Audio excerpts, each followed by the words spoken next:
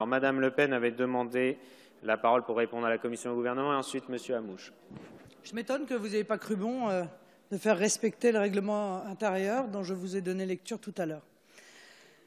Puisqu'il s'agit de parler du titre, je vais vous parler du titre.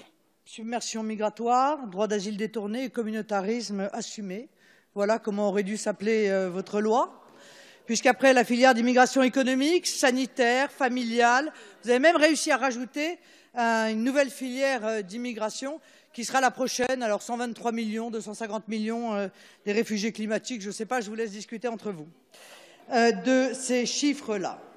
C'est le dernier clou dans le cercueil de la politique d'immigration de notre pays, cette loi, un Gulliver, je l'ai dit, entravé par les traités européistes, la jurisprudence des instances européennes, vos multiples textes et recours qui tous visent à empêcher la France de se défendre contre la submersion migratoire. Vous avez cette semaine créé une nouvelle filière au travers du regroupement familial que vous avez appelé réunification familiale, parce qu'en plus vous avez honte de ce que vous êtes en train de faire au bénéfice des mineurs migrants.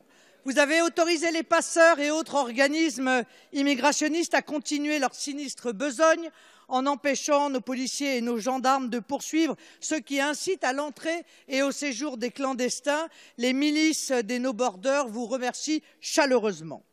Enfin, les fraudes considérables au droit d'asile se multiplient à l'issue de ce texte.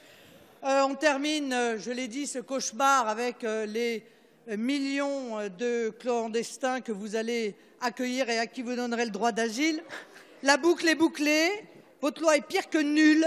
Elle est toxique, comme celle votée par les majorités auxquelles vous avez participé par le passé.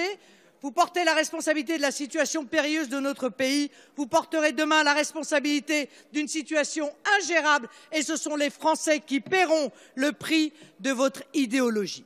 Merci, Madame la députée.